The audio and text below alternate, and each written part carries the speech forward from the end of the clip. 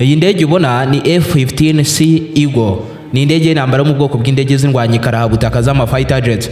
Ni indege iri mu nziza kurenza izindi zose z'indwanyi zigeze zibaho kandi z'ibihe byose kuri uyu mubumbe, kubera ko ni indege ibishobora kurwana aho ariho hose iyo nikangwa n'ikirere kibi cyangwa ikirere kirimo ibizazane bigora izindi ndege z'intambara. Izi ndege zakozwe n'uruganda rw'ibikoresho by'urugamba rwa Leta z'Ubumwe za Amerika rwitwa McDonnell Douglas, uyu munsi ruri munsi y'ububasha bw'uruganda runini rwa Boeing. Kimwe mu bituma iri mu ndege zitinyitse kurenza izindi harimo nuko mu ntambara zose zakoresheje n'izi ndege nta n'imwe yo muri ubu bwoko yari yaraswa ngo ihanuke butosho yisekure hasi yakigurumana, kandi zo zimaze guhanura izindi ndege z'indwanyi zirenga 104. Ni imwe mu ndege zahanuye indege z'urugamba bikora bimwe nyinshi mu mateka. F-15C Eagle ni indege igendamo umusirikare umwe ugenda ugenzura akanayobora ibikorwa byayo byose mu gihe iri mu kirere, ikagira moteri ebyiri nini kandi zifite ingufu ndetse ikanaba air superiority fighter. Izi ndege nizijya zifashishwa mu bitero byo gucucuma ibisasu ku butaka cyangwa ku bipimo biri mu mazi hagati mu nyanja. Oya, ni indege zakorewe kugenzura ikirere. Izi zihangana n'izindi ndege z'intambara ngenzi zazo gusa cyangwa se zigakoreshwa mu kurinda ikirere cy'igihugu cyangwa se zikifashishwa nk'izigenda zicungiye umutekano indege z'urugamba zo mu bwoko bwa bomba n'izindi nkazo zo zakorewe gucucuma ibiturika ku butaka no mu mazi ariko zidafite ubushobozi bwo guhangana n'izindi ndege ngenzi zazo z'urugamba. Ku burebure bwa metero 19 na santimetero 44, ababa n'igituza bya metero 13 ndetse n'ubuhagarike bwa metero 5 na santimetero 30. Iyi ndege ifite ubushobozi bwo guhaguruka ku butaka ikinjira mu kirere yo n'ibisasu byose bihagaze toni 30 n'ibiro 844. Ni indege igenda ku muvuduko kuba 2.5 umuvuduko usanzwe w'ijwi, izo zikaba kilometero zirenga 3100 ku isaha. Ubyumve neza ko ibasha kuba yagurukira ku butumburuke bwa metero 19800 kuri cyane y'ubutaka, hakanaba kure cyane hagurukira izindi ndege zisanzwe z'ubucuruzi. Muri make izi ndege ni ibitangaza byigendera ku rugamba. Uyu munsi turinjirana muri operation ryangu ry'abanyamerika akantu ku kandi isegonda kurindi, igihe indege y'inka zinjiraga ku rugamba ikahakubitanira n'indege nziza y'urugamba ikorwa no mu Rusiya bigahangana ivumbi rigatumuka. No munsi abanyamerika batazigera bibagirwa cyane ko icyo gihe batezwa ambush, izi ndege zisanga mu gatego zazengurutswe. Byagenze bite icyo gihe ku rugamba muri Iraq, igihe indege yo mu Rusiya igaragurana bikomeye n'iy'abanyamerika ya F-15C Eagle. Niba ari ubwa mbere wari wisanzwe uri umuyoboro mugari byegeranyo mu Rwanda, icyo usabwa ni ugukanda subscribe ugafungura inzogera kugira ngo ukomeze gutungurwa no gusobanukirwa na byinshi cyane bimeze nk'ibicanganye kuri iyi si nzima dutuye. Ndi Aime Christian. Ikaze. Aho ni waba ararembejwe n'abajura, wikeka inyatsi ku buryo ntacyo ukora ngo kiguhire, mufitanye amakimbirane mu muryango, ukeka ko umugabo cyangwa umugore wawe yaba guca inyuma, nuhirwa mu rukundo, wabuze umukunzi cyangwa urubyaro, naho utageze waka kazi ariko warakabuze burundu. Igisubizo cy'ibi byose ni muganga Ruti, ushyira iherezo ku bibazo byajujubije ubuzima bwawe. Muganga Ruti atanga umuti ugarura ibyibwe, agatanga umuti urinda abajura burundu, umuti ugaragaza abagabo n'abagore bacana inyuma, agashyira igitinyiro ku muntu cyangwa ikintu runaka, agakiza burundu inyatsi n'ibijyanye nazo, agatanga igihano ku wahemukiye undi. Ndetse uyu muganga anatanga umuti ku bakobwa babuze abagabo n'umuti ku babuze urubyaro, agatanga umuti ku babuze akazi burundu, akanavura burundu amarozi y'amoko yose. Muganga Ruti agukoraho rikaka aho waba uri hose mu isi. Icyo usabwa ni ukumuhamagara cyangwa ukamwandikira kuri nimero uri kubona muri screen yawe.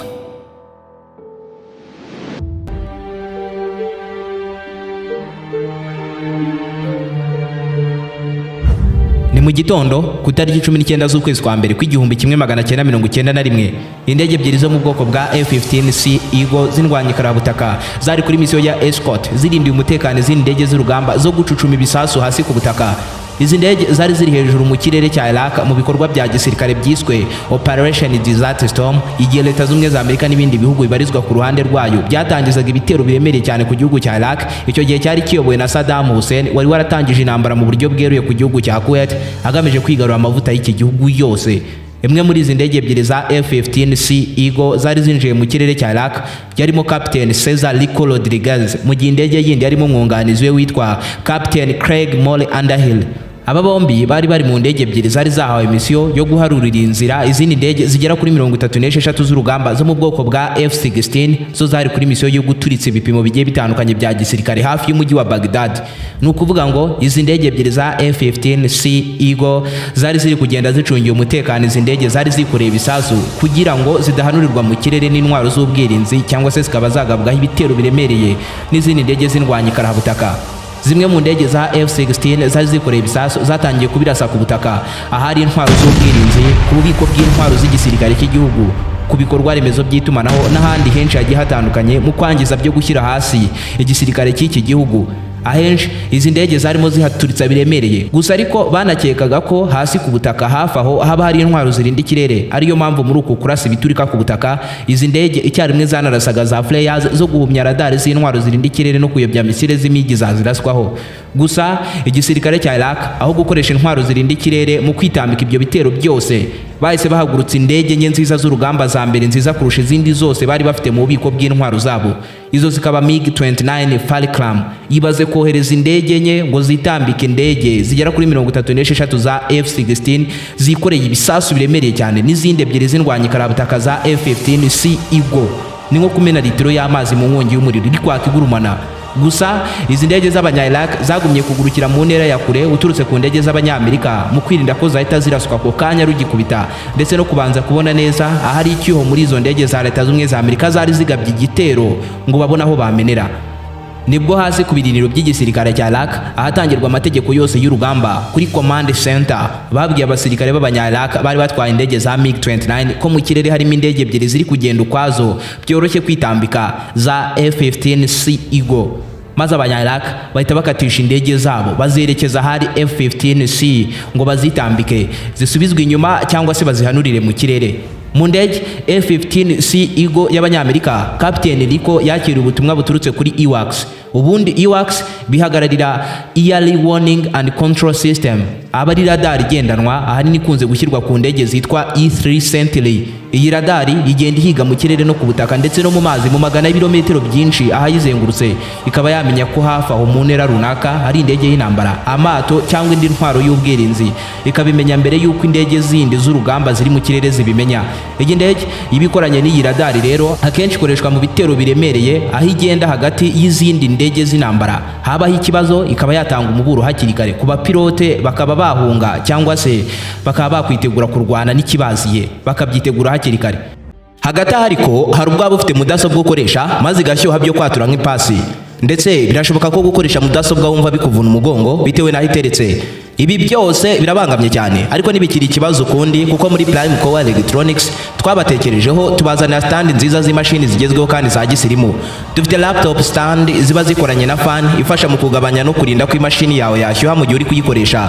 Ni stand ushobora kuzamura ukanamanura ukazirebesha impande n'impande, ukabarebesha mudasobwa yawe aho ushaka hose bitagoranye, ndetse ukanayiringanisha ku kigero uyikoresha utavunika. Sizo gusa kuko dufite n'udukapu twiza ndetse tw'udusirimu two gutwaramo mudasobwa byoroshye. Kuri we bigora gukoresha IBM, dufite udukoresho twiza tw'ama POS dufasha abacuruzi mu buryo bwihuse kuko tujyamo IBM ndetse tugasohora lisa ako kanya.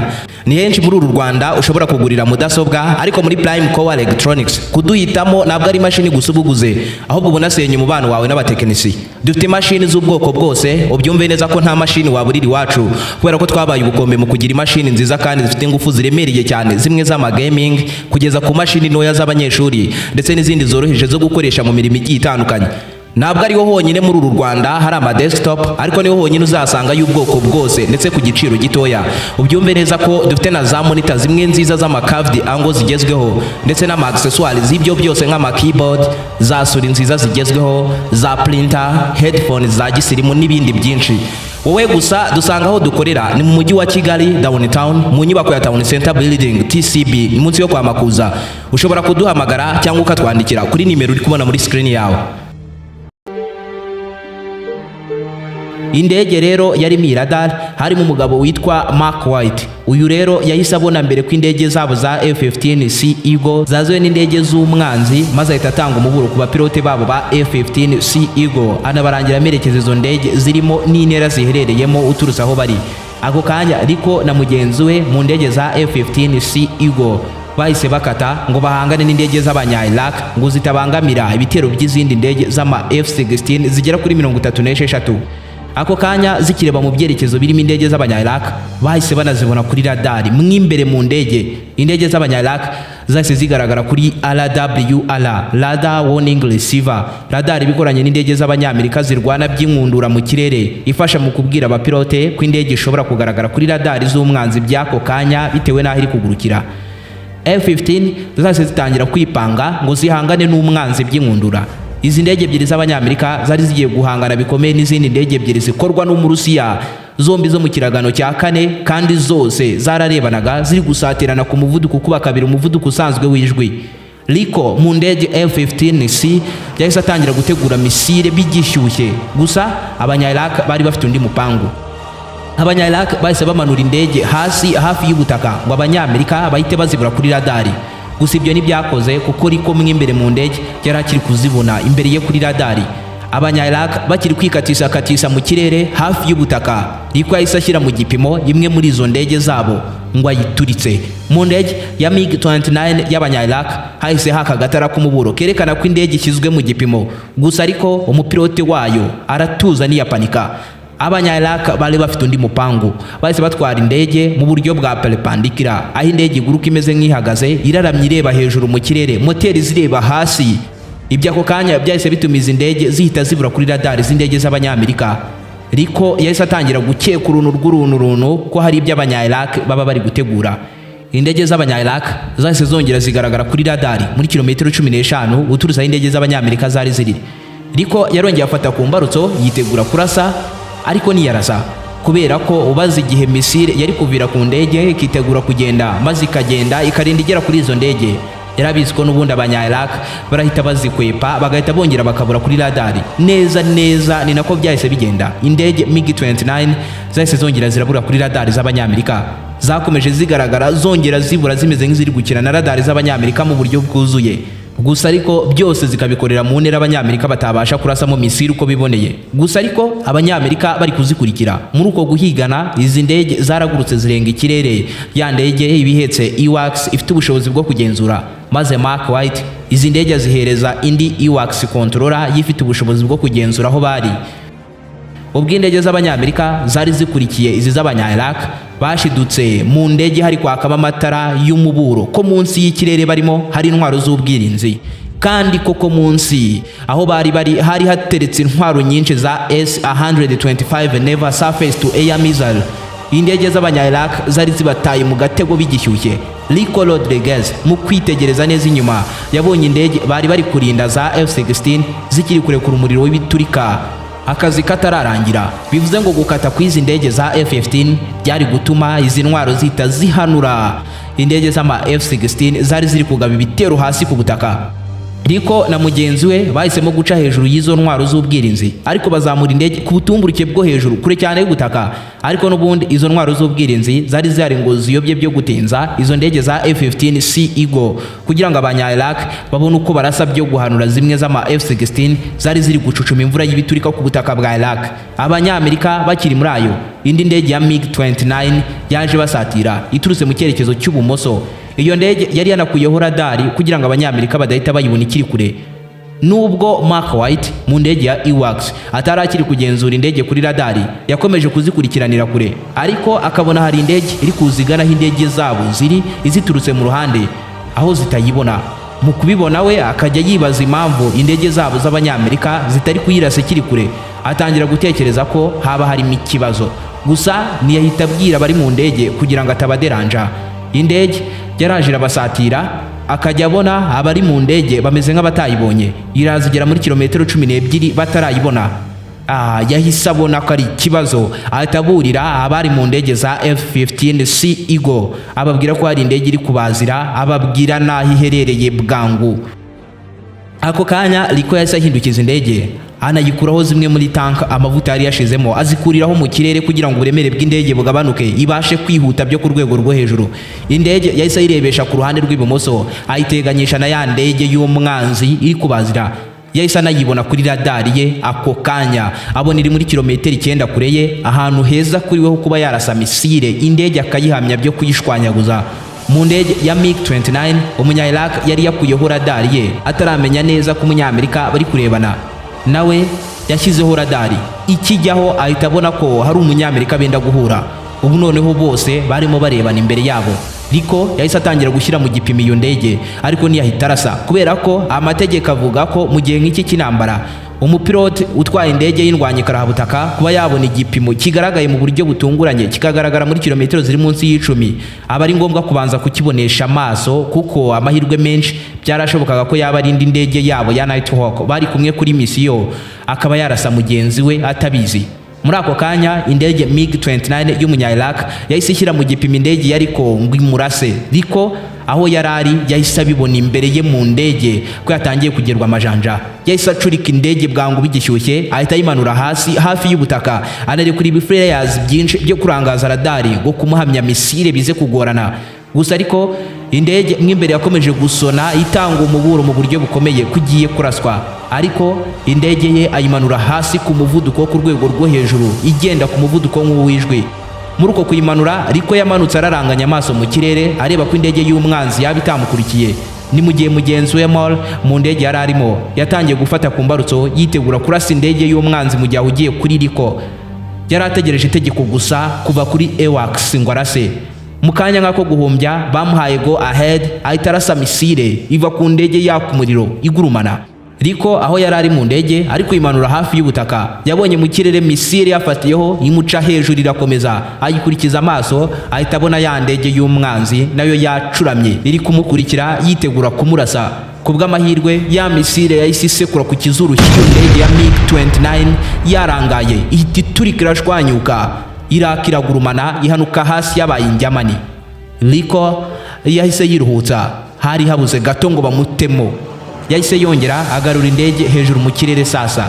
Gusa Mark White wari mukoresha AWACS byose abirebera kure yari abizi neza ko bitarangiye. Ako kanya kuri radari yahise abona indi ndege y'umwanzi ibaze yafatiyeho mu cyerekezo cy'amajyaruguru yabo. Riko yitegereje neza mu kirere abona za ndege bahawe misiyo yo kurinda zasoje ibitero ziri gukata zitaha bwangu. Rero nta mpamvu yari agifite yo gukomeza guhangana, ariko nanone indege y'umwanzi yari yamaze kumusatira ku buryo nakata iyo ndege irahita imuhera inyuma ikamuturitsa. Ubwo rero yari akeneye kubanza kugaragurana n'umwanzi. Yakatishije indege ayerekeza hari umwanzi ngo indege y'umwanzi ayishyire mu gipimo ayisoze birangire yitahire. Ako kanya indege y'umwanzi yatangiye kuyigera amajanja. Umunya-Iraq ahari mu ndege arabibona maze ahita azamura indege mu kirere ayiraramishije. Uko bimeze gutyo F-15C Eagle ntiyabikibashije kumuhamya misile. Muri uko kuzamura indege umunya-Iraq yayitwaye mu buryo abanyamerika bafatamo nka code yo kwerekana ko indege atari y'umwanzi nta kibazo iteje kugira ngo itaraswa. Gusa abanyamerika bakajya bumva ko harimo ikibazo kuko iyo ndege yari MiG-29 y'umwanzi. Nibwo Riko na mugenzi we bahise berekeza indege zabo ku ndege barimo babona imbere yabo ngo bamenye ubundi iyo ndege ni bwoko ki.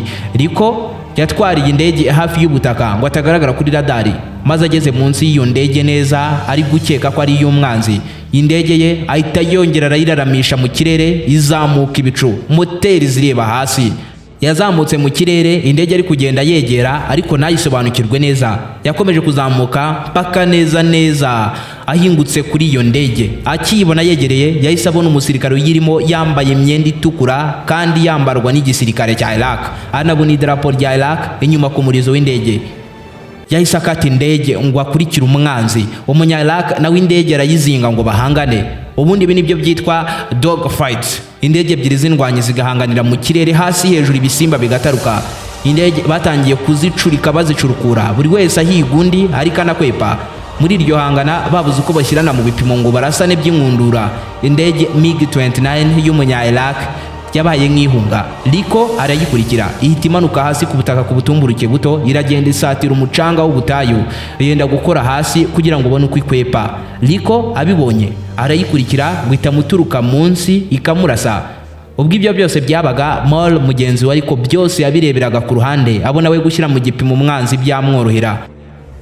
Ariko Riko arabyanga ati uyu ni umuhigo wanjye buri standby uza ari uko binkomeranye gusa. Riko yakomeje komeka indege y'umwanzi ari nakari gushaka uburyo yayirasa nayo iri gukwepa ishaka icyuho cyo kuba yamurasa. mwihangana ariko yabonye indege neza ikata imbere ye, abona amahirwe yo kwirasa, ategura misile ngo ayitemo. Umunya-Iraq ahita abibona kuri radari ko ari gushyirwa mu gipimo. Umunya-Iraq yahise acurika indege, ahita anayimanura hafi y'ubutaka nanone ngo misile itamusekura.